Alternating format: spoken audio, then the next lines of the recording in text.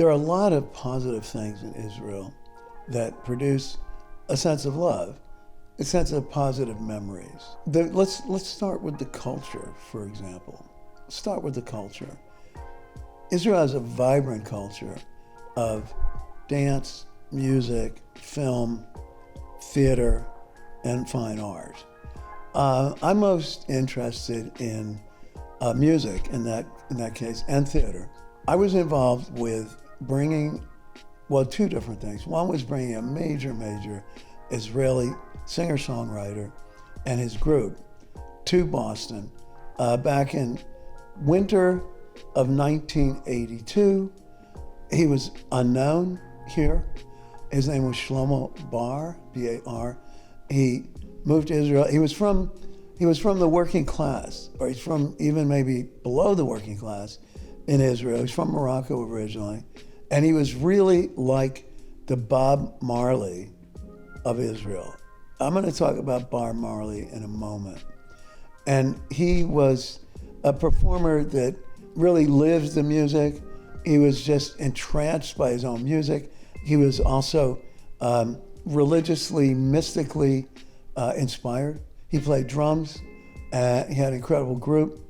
And he put on these incredible shows for me, or I was the producer. And there were people I know who saw the show back in 1982 and still remember it. So he was one of the best at the time of Israeli musicians.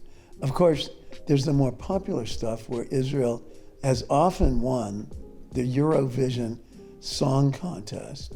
So that's just one example of things to be proud of. Present that. Not just, arguments on politics. It gets tiring. It gets really tiring. Even I have gotten tired of it. That's why I woke up today and said, I got to talk about some positives. They're off the beat, off the mainstream.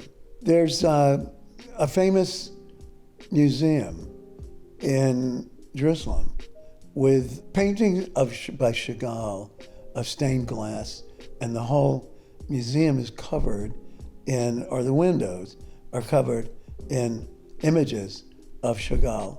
Marc Chagall, one of the great painters of the 20th century. In terms of theater, I can't name something at the moment, but they've done a lot of experimental theater. Dance is a big deal. The Batsheva Dance Company, and one of the members of that started an international free dance, not exercise, but a free dance movement called Gaga. And my brother in Sweden, it's online. And I think there's hundreds of thousands of people on Gaga daily, comes out of Israel. Of course, the kibbutz movement, which is struggling, which has been transformed from a radical socialist utopian movement to something, of course, much different, but it's still something to be proud of. Of course, the old city of Jerusalem and the coastline.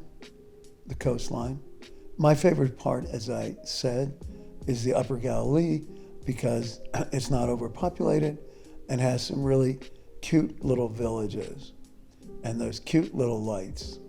Then there's also the Dead Sea, which is the saltiest place on earth and has some really great hiking areas near it. So it's a small country. It's not like as topographically dynamic as Western United States or Switzerland or the Alps, whatever. But it has things to be proud of. So I invite any of you who have stories to tell, positive and critical ones. I'm going to mention a critical one of my own, but positive and critical ones of your own personal stories from the past or more recently of time you spent in Israel or Palestine. I invite everybody on that basis to come on my show and tell a story. And you can get in touch with us through what you'll see up on the screen in a moment. I do want to say one critical aspect, because I said that wisdom can come out of observing critical things.